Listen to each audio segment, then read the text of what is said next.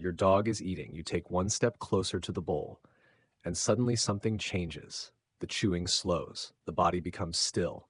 Maybe your dog lowers their head over the food. Maybe they turn slightly, placing their body between you and the bowl. You take another step, and then comes the growl. For many owners, that growl feels personal. This is your dog. You feed them, you care for them, you bought the food in that bowl, and now they are warning you to stay away from it. It can feel confusing, insulting even. Some people see it as disobedience. Others think the dog is trying to dominate them, challenge their authority, or prove who's in charge. And that interpretation often leads to the same reaction. The owner reaches for the bowl, takes it away, raises their voice, punishes the growl, or begins touching the dog's food regularly, believing the dog needs to learn that a human can take anything away at any time. But what if the growl was never the beginning of the problem? What if it was simply the moment you finally noticed it? Because long before a dog growls, something much quieter may already be happening. The dog may stop chewing for a second. Their muscles may tighten. Their head may lower over the object. They may begin eating faster as you approach. They may turn away with the item, move it farther from you, or position their body around it. Sometimes the change is so small that no one notices, until one day, the dog growls, and suddenly it seems as if the aggression appeared out of nowhere. But from the dog's perspective, the conversation may have started much earlier. Resource guarding is what we call behavior used to maintain control over something a dog considers valuable. Food is the obvious example, but it can also be a bone, a toy, a stolen sock, something found on a walk, a favorite resting place. Occasionally, even access to a particular person can become something a dog behaves possessively around. And not every dog guards in the same way. One dog may simply pick up a toy and move away. Another may freeze when someone approaches. Another may stare, growl, show teeth, snap, or in more serious situations, bite. These behaviors are not all equally dangerous, but they can belong to the same basic pattern. The dog has something valuable. Someone approaches, and the dog anticipates the possibility of losing it. That distinction matters, because your dog may not be trying to challenge you. They may be trying to prevent the loss of something they value. And once you see the behavior this way, one of the most common human mistakes becomes easier to understand. Imagine that every time you find something valuable, someone walks toward you and takes it away.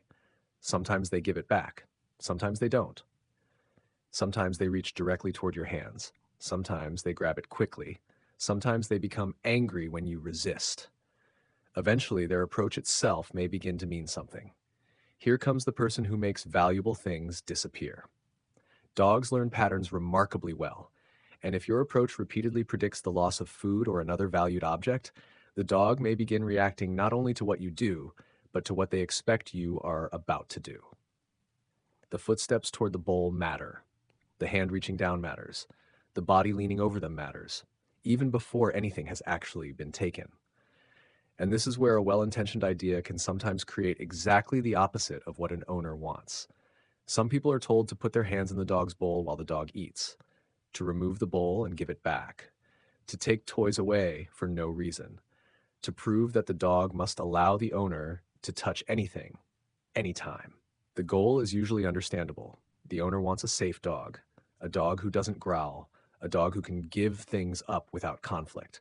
But repeatedly testing whether a dog will tolerate losing something valuable does not necessarily teach the dog to feel safe about losing it.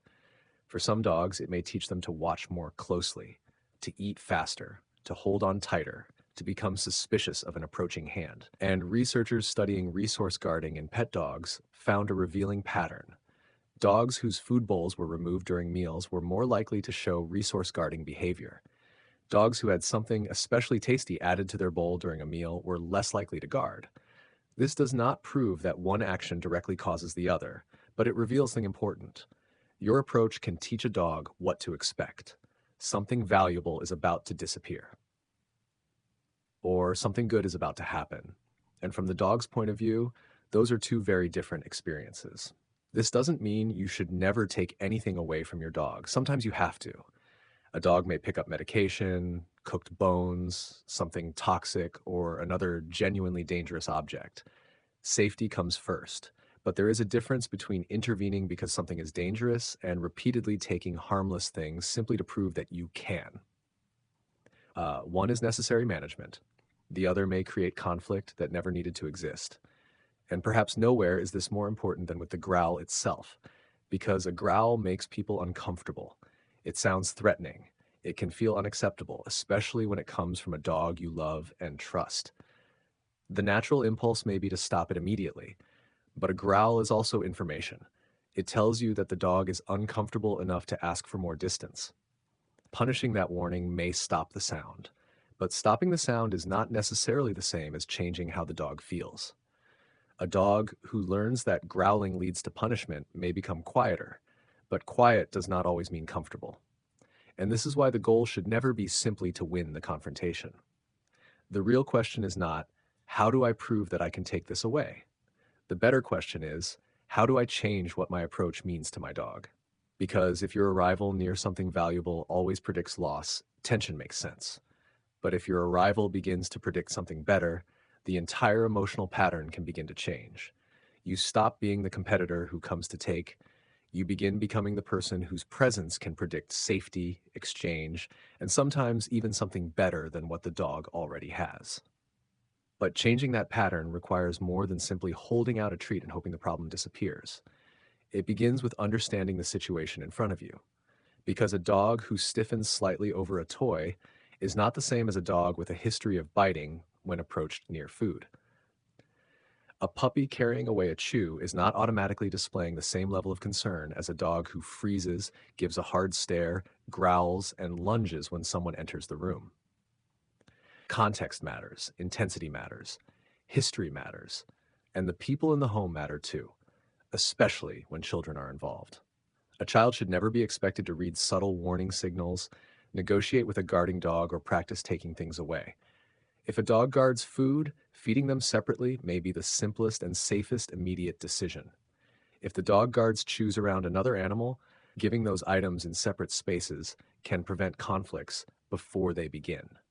If the dog repeatedly steals objects and then guards them, reducing access to those objects is not avoiding the problem. It is intelligent management, because every unnecessary confrontation is another opportunity for the same pattern to repeat. And sometimes the first step toward changing behavior is simply to stop rehearsing the conflict. That may sound almost too simple, but many owners accidentally spend their days creating small battles they never needed to have. The dog takes a sock, the person chases, the dog runs, the person corners them, a hand reaches toward the dog's mouth, the dog tightens their grip, the person pulls harder, and suddenly an ordinary sock has become the center of a conflict. From the human point of view, the dog is being difficult. From the dog's point of view, the pattern may be much simpler.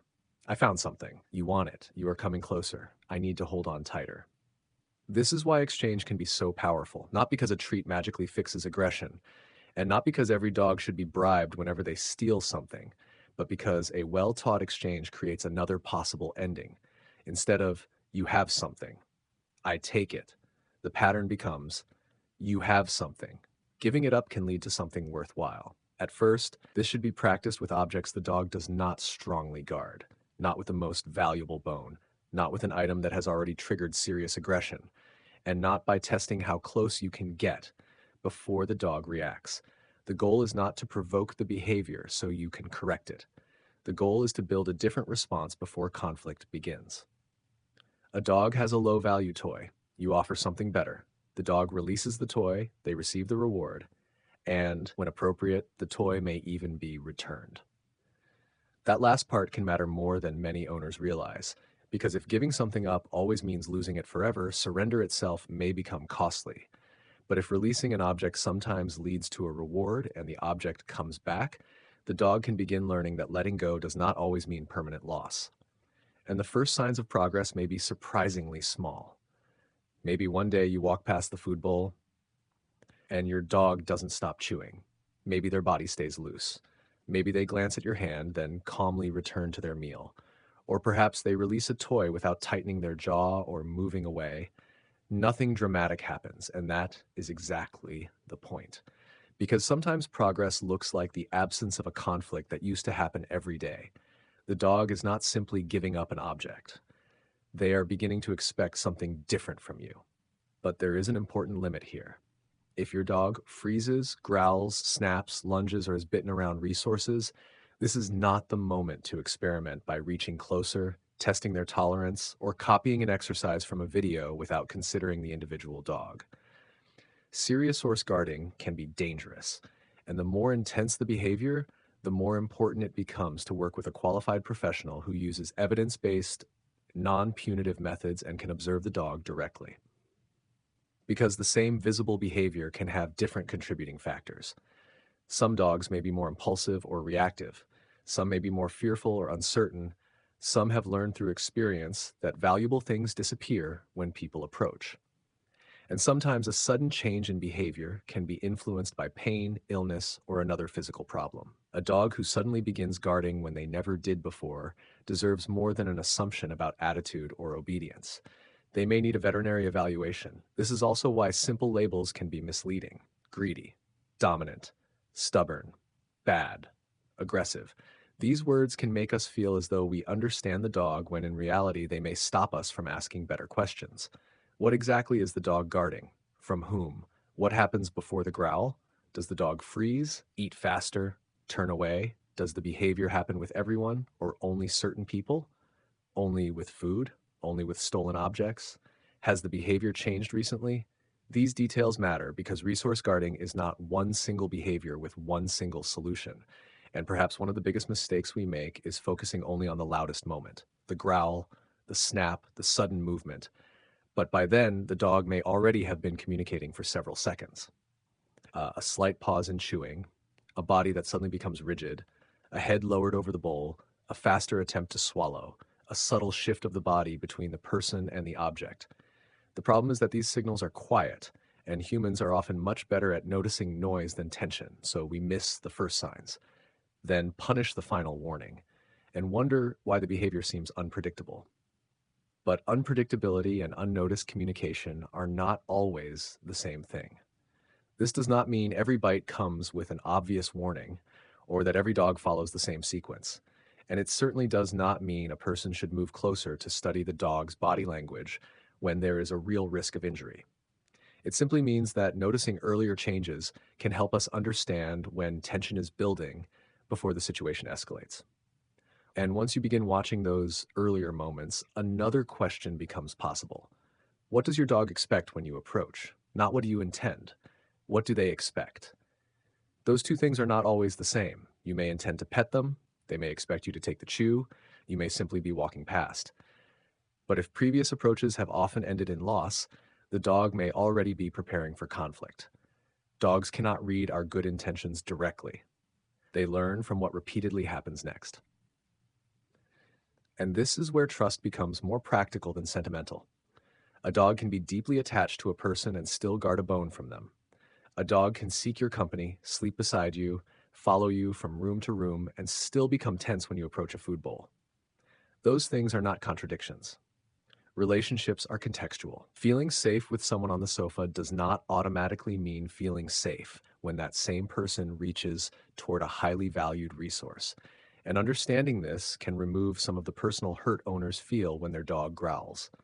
The dog is not necessarily making a statement about the entire relationship. They are responding to a specific situation and to what they expect may happen next. That does not make the behavior harmless, and it does not mean it should be ignored, but it changes how we respond. Instead of punishing the warning, we can listen to what it tells us about the dog's discomfort. Instead of repeatedly proving that we can take things away, we can teach that giving things up can be safe and worthwhile. Instead of waiting for the growl, we can learn to notice the moment before it. Because the growl is dramatic, but the real story often begins in silence, when the chewing stops, when the muscles tighten, when the dog's eyes follow your movement, when something in their body quietly says, "Please don't take this." The goal is not to let the dog keep every dangerous object. It is not to remove every boundary, and serious aggression should never be treated casually. The goal is to understand what created the tension, manage the situation safely, and where possible, change what the dog has learned to expect. Because sometimes the biggest change begins when the person approaching the bowl stops asking, "How do I show my dog that this belongs to me?" and starts asking a better question. What has my dog learned to expect when I come closer?